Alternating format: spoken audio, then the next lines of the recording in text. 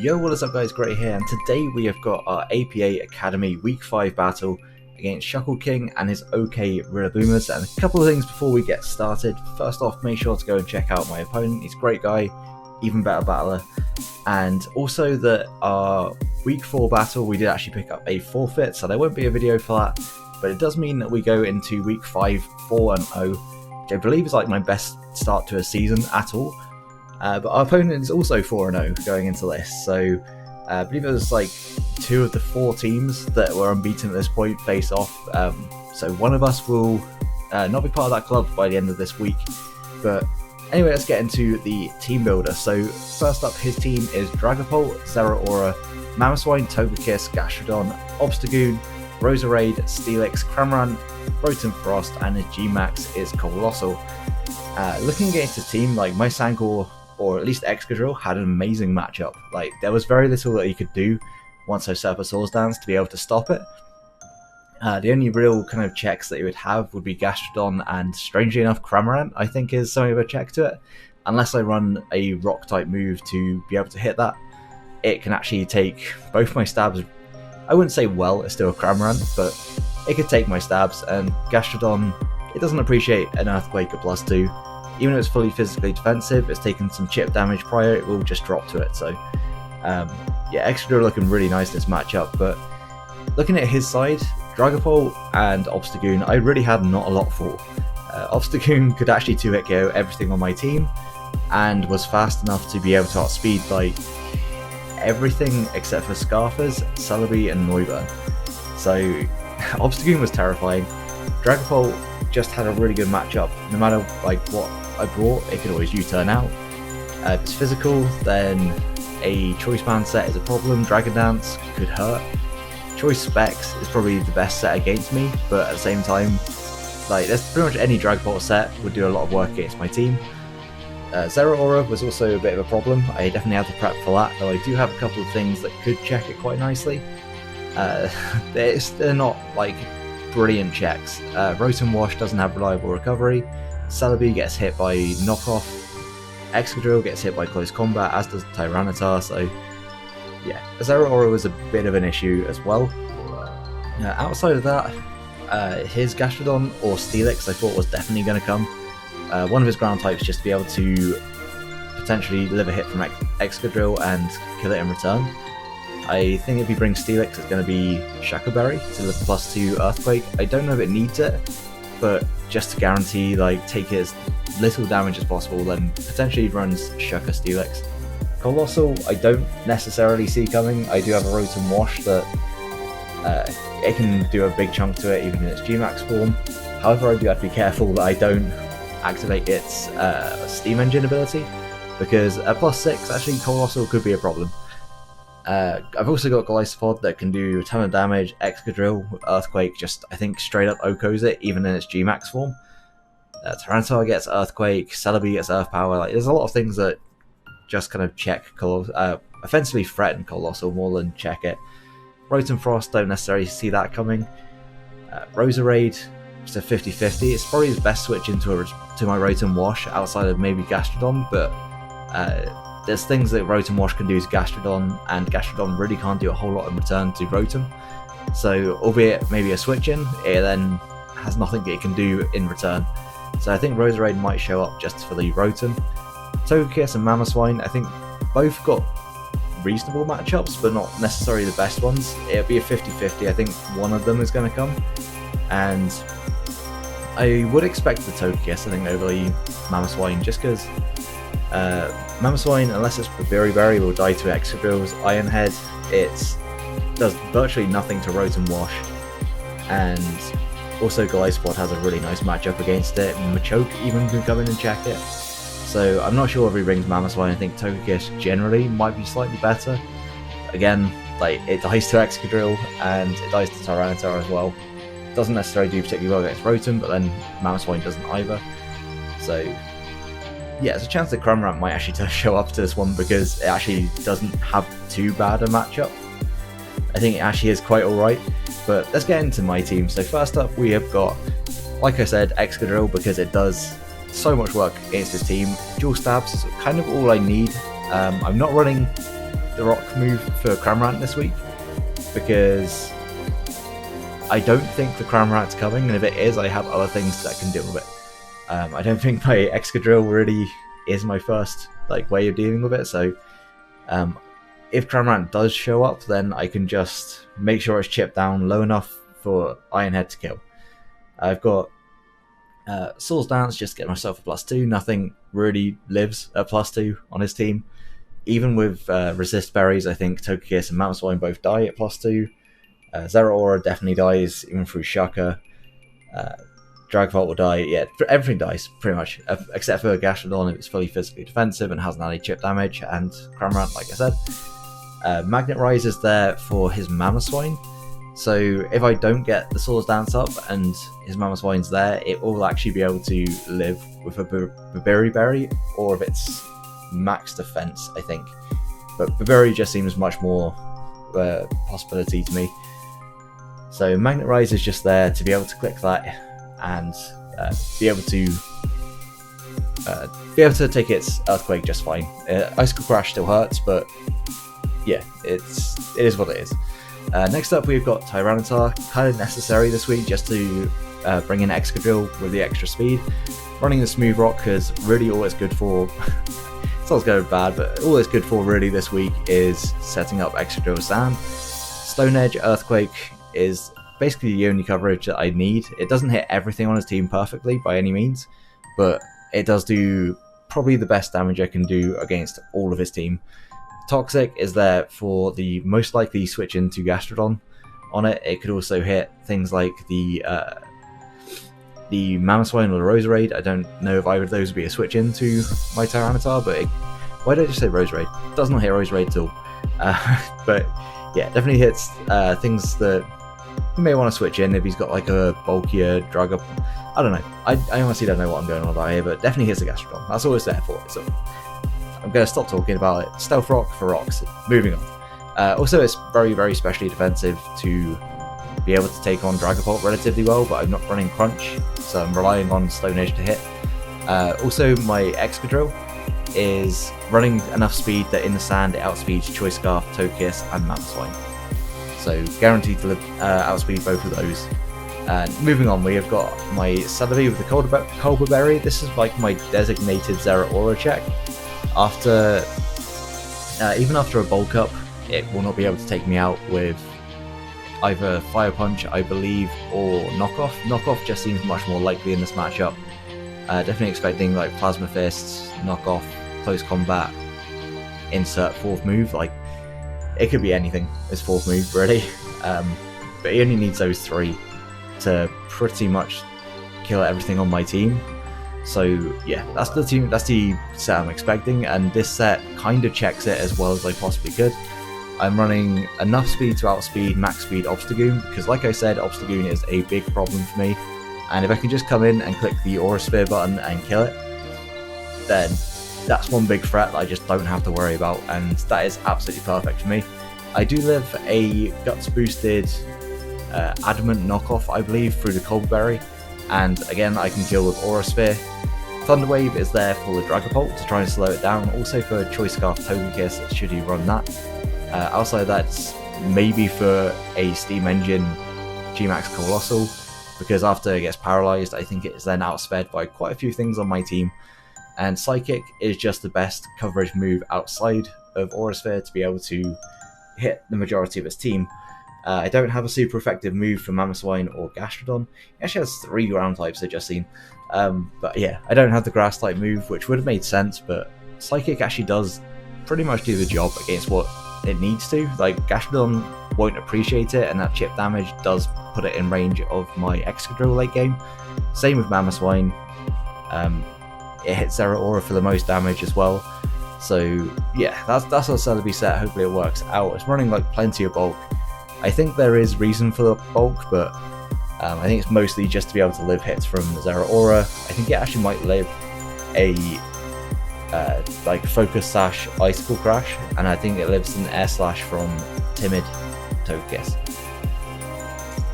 Moving on, we've got our Rotom Wash with Discharge, Hydro Pump, Toxic, and Substitute. This again is something that I think his Dragon Ball could probably switch into, so I'm running Discharge to try and paralyze it, because if you can tell, the theme is to try and paralyze that Dragon Ball because it's such a big threat at the speed it's at. Hydro Pump hits Mamoswine, it hits Steelix, it hits Colossal. Gotta be careful with that Colossal, but if it's at a low enough amount of health, then I think I Toxic regardless. I could sub first on the Gmax. I could Toxic. Like this Rotom basically just counters his Colossal.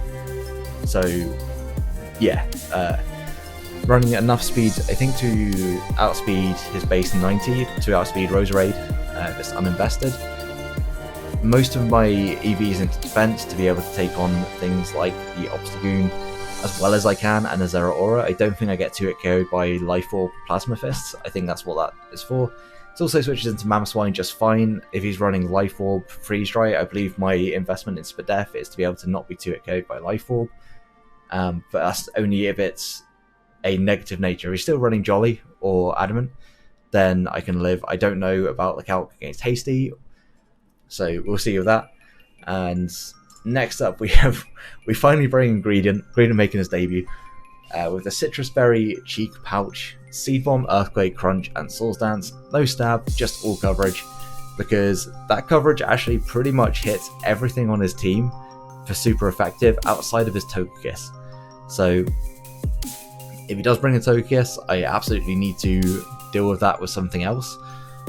But Seed Bomb, Earthquake, and Crunch literally hits every single thing on his team for super effective, or after a Soul's Dance will hit for very, very good damage. Running almost max attack, running enough speed to outspeed his Steelix, I want to say. His Steelix and his Colossal.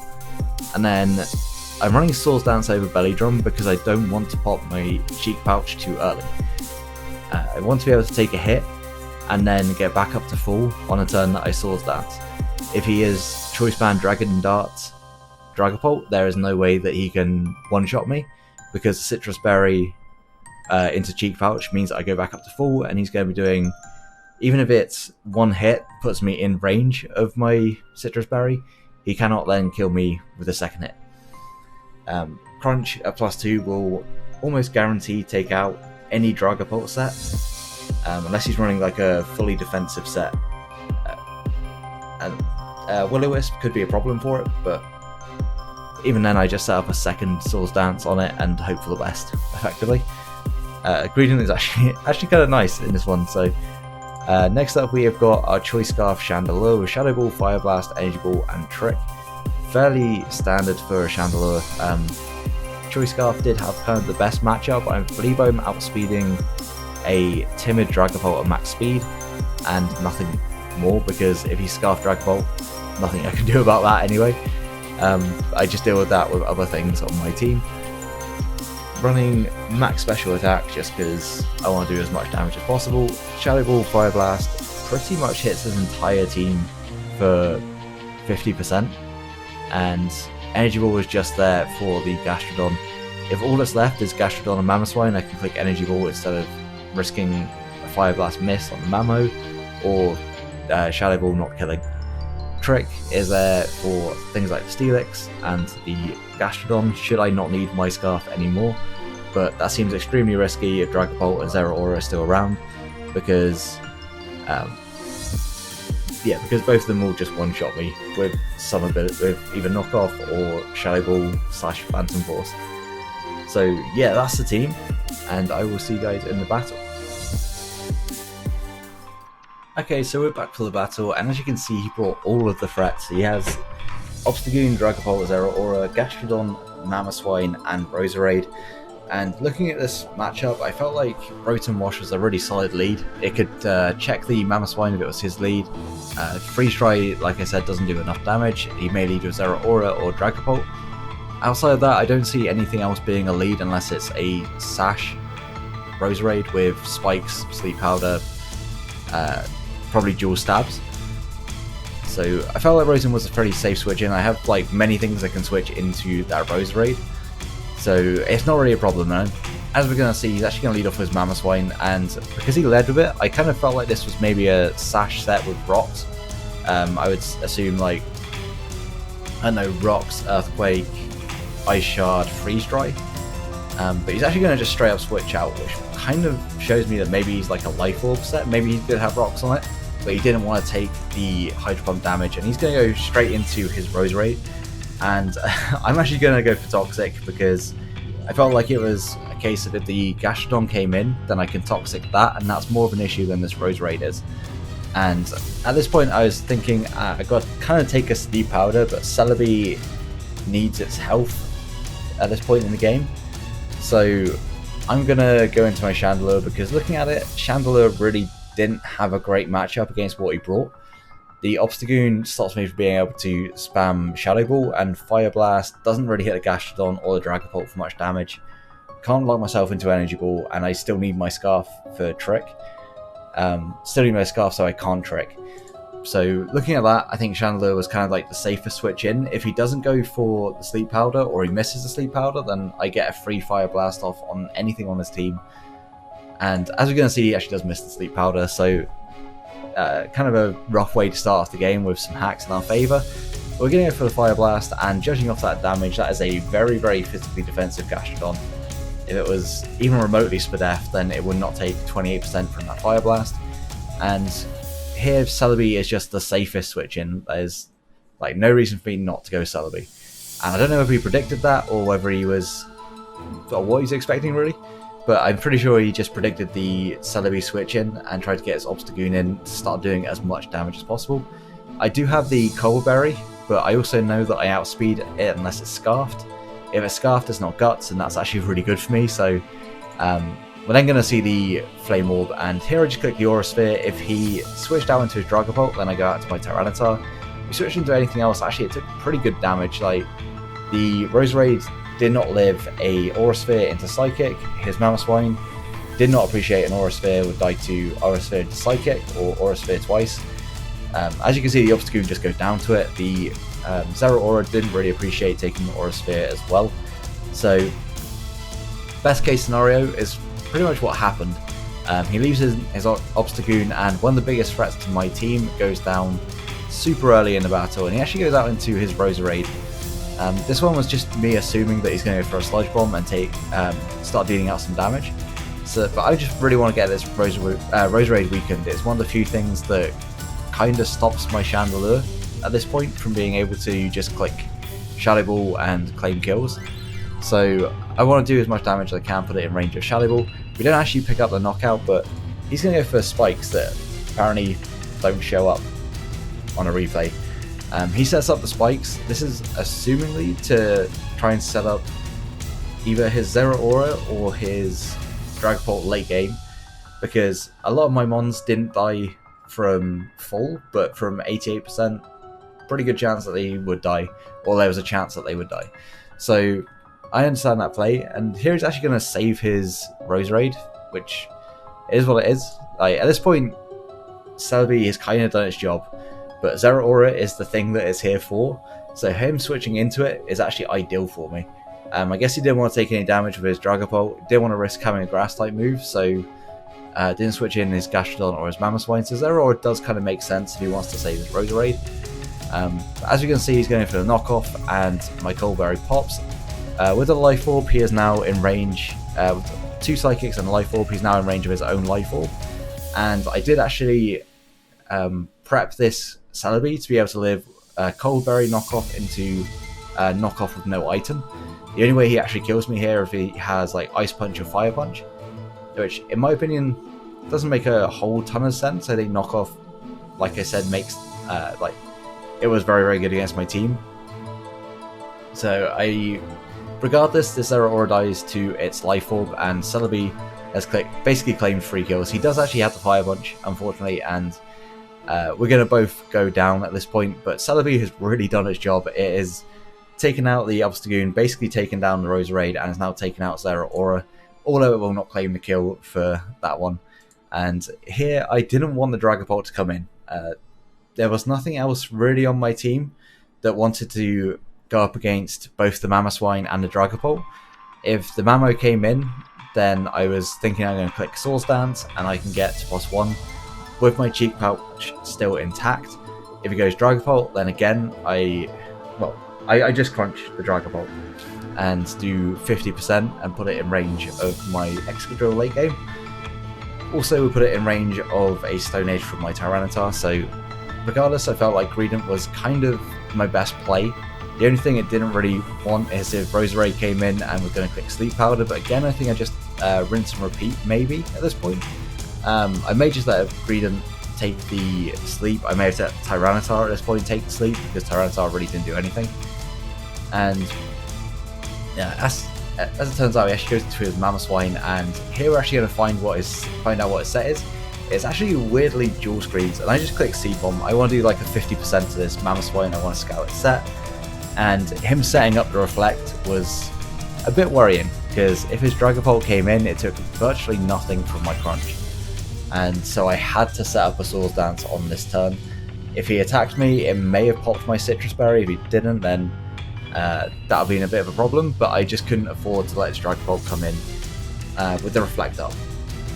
And if you went for a second round of screens, you went for Light Screen as well, trying to get greedy, then after a Swords Dance, most of his team gets to a KO'd, if not all of it.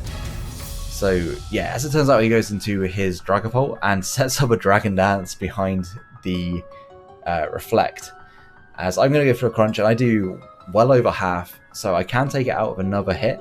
And at this point, I'm looking at it like, okay, well, +1 absolutely will not take me out. However, he is actually weakness policy, and at +3, firstly, he can't click Phantom Force. There's a good chance he has that for things like the Celebi and the Chandelure. But if he has Dragon Darts even, then the first hit will not take me out. I will get my Citrus Berry and Cheek Pouch and be able to live. The only thing that is a worry is if he is mixed and has Draco Meteor at this point, because I don't believe I take a Draco at all. But regardless, I kind of got to stay in and just almost accept my fate a little bit. But he turns out he is physical, and we are going to be able to gain all of our health back from that Dragon Darts and take it out with a second crunch. That Dragapult was absolutely terrifying, and I think at that point I was like, so I just lose. Okay, cool. But no, Greedent came through. The Cheek Pouch with Citrus actually was huge, and here I really should have just switched out into my Tyranitar. I don't know why I didn't, because the Sand would have stopped its recovery. We've seen the Black Sludge on Roserade as it is, and actually Greedent had a better matchup than maybe my Tyranitar. I think at this point I potentially was just like, well, I can just sack it. I don't think letting Greedent go to sleep was necessarily a bad play, but at the same time it does kind of give him free recovery. So I'm going to let it go to sleep, and then I'm going to double out into my Chandelure. It has a pretty solid matchup against the rest of his team if he stays in with his Roserade and goes for anything else. If he wants to go for like a Sludge Bomb on that turn or Giga Drain, then my Chandelure resists both and will be able to take it out next turn with a Shadow Ball. However, he does go into his Mamoswine. This is really frustrating because I knew, like, even if it was Thick Fat, it was a roll then to kill with both Energy Ball and Fire Blast. I didn't want to take that roll. Considering he was a Reflect, I'm assuming he has Light Screen as well, and though I could just go for damage, it's not worth losing my Chandelure, which at this point actually can win the game in the right situation. It's one of the few things that I have to actually OHKO that Gastrodon, and I haven't got it Toxic at this point, so it's a bit of an issue. I just need to keep playing this right, and here I go into my Rotom Wash. If he has Toxic, then I get Toxic, and that's very annoying, but if he's just going to go for the Earthquake or the Light Screen like I'm expecting him to, then my Rotom is kind of free to set up sub on this turn, as he does actually go for the Earthquake. I don't expect him to stay in, expecting me to go for a Hydro Pump. Roserade actually did die to a Hydro Pump, but if I miss, then it puts me in a really awkward situation. However, I do just go for the Substitute, and again, Hydro Pump is going to kill, and it gives me like a freer opportunity to click this Hydro Pump. If I miss, I switch. I guess it was the same regardless, but it did put myself in a position. I'm going back to this one. It did put me in a position where if this Gastrodon came in, it couldn't touch it, and I get a free Toxic off of it. So at this point, I knew that Rotom had the game won. All I had to do was click sub on whatever came in, and then if it's Gastrodon, I Toxic it after the sub. If it's Mamoswine, I Hydro Pump it or I Toxic it, and I just kind of stall him out with sub because he has just nothing to break it. Like, he would have to click Scald over and over. At this point, I would have thought that if he had the freeze dry on his Mamoswine, he would have clicked it long ago against my Rotom. So at this point, I'm assuming he's probably like maybe got Icicle Crash, and that would take 2 to break my sub. Scald would take like 3 to break my sub. And unfortunately, in my haste to get this game done and over with, I actually misclick, and though I misclick and click Toxic, I don't click the sub, which means he's able to get the Toxic on me. And that's a little bit rough, because he has Recovery, I don't, and Rotom was my win con in this game. So I go out into my Greedent. At this point, I just needed my Greedent to go down, effectively. If he went for a Scald there, just to do some chip damage to my Rotom, then it probably takes out my Greedent, and I go into my Chandelure and I click Energy Ball twice, and just kind of win. However, he does make a nice double and go out into his Mamoswine. He's going to click a Light Screen, as I'm just going to go for the Seed Bomb and do a nice 47%. Also very lucky that I woke up on that turn. It was a very quick wake up. So I did get very lucky with the sleeps in this game. So he's just going for the Earthquake after setting out that Light Screen, and at this point, I make some weird plays. Straight up, I make some weird plays. I first off go into my Excadrill here, and I'm like, okay, well, Iron Head kills this, then I just wait for the... well, actually, no, I can live any one hit from that Gastrodon, and I can Earthquake it twice, and I win. However, I didn't take into account the fact that I wasn't by any means max speed of my Excadrill until I clicked the button to let Excadrill come in. So I'm going to double straight back out into my Rotom and take another round of Toxic, as he is going to go for the Earthquake. And here I just go for the Hydro Pump. If he switches his Gastrodon in, so be it. At this point, I just need to wear down his... or at least use up his Light Screen turns, so I can get my Chandelure in and click Energy Ball twice and claim 2 kills. So I'm just going to effectively try and stall out this this Light Screen, as he actually lets his Mamoswine go down to a Hydro Pump. A little bit interesting, he couldn't really do anything to me, so it is what it is. But like I said, at this point, I'm just basically playing to wear out the Light Screen, and I've decided that I've taken way too much in terms of toxic damage. I don't want to be at a point where my Rotom can still die, in case he is, like, for whatever reason, is able to live an Energy Ball. I don't know. This is what was going through my brain. I think I completely got flustered after I misclicked and went for Toxic instead of Sub, and started playing a bit weird, and dragged this game out for like 10 turns longer than it had to. So I go out into my my Tyranitar as he goes for a Recover, and I'm just going to start clicking Earthquake. If he gets the burn, he gets the burn, but I just keep clicking Earthquake until I die. And fortunately, well, I say fortunately, ShuckleKing didn't decide to just stall me out. He could have quite easily tried to play for differential here and just kept clicking Recover. Like Recover Scald, Recover Scald, but eventually he would have died, and if he didn't get the burn, then there was no way of him actually probably getting that differential, and there probably is a way. But regardless, my Excadrill came in and just clicked Earthquake and got the kill. It was always going to be way too low to be able to live one. Also, Chandelure will be able to come in on the next turn and click Energy Ball as well, because the Light Screen will go down. But as it turns out, he just decides to stop me from stalling any longer through pointless means, and she's going to keep clicking Scald, doesn't get a burn at all, and my Tyranitar is going to pick up the final kill, and we're going to go to 5-0. Good game to ShuckleKing. He definitely brought some pretty interesting heat. I'm assuming that that's not the best team he can bring against me. Something tells me that he just he's basically just hiding stuff in case we play in playoffs. I may have a few things that I had planned for this team that I've kept to one side as well, but we'll see. If we face off in playoffs, then I think the battle will be very different, that's for sure. But yeah, really fun game. Greedent did something. Celebi was definitely MVP, picking up effectively 3 KOs early on. Rotom really should have done, cleaned up that late game so much better, but I misplayed. And yeah, we moved to 5-0, like I said, and we face Mid next week, my good friend Mid, who is also 5-0 going into week 6. So we face 2 unbeaten teams back to back. And at this point, we're slowly, hopefully one by one, knocking off each of our challengers undefeated streaks, but I don't expect ours to last all season. Like, at this point, we can only break even. Like, that's the worst we can do is break even. And hopefully at 5-0 at this point, we can make playoffs. And that's like the goal for the season. So if we end up losing a couple of games between now and the end of the season, so be it. I'm not too worried. But the season so far has been really, really good. And yeah, I'm rambling on. So without going on much longer, if you did enjoy the video, please leave a like and subscribe if you really want to. See the end of this season.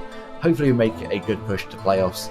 And until the next one, wow, way to fuck up my intro. Until the next one, have a great day, guys. Peace.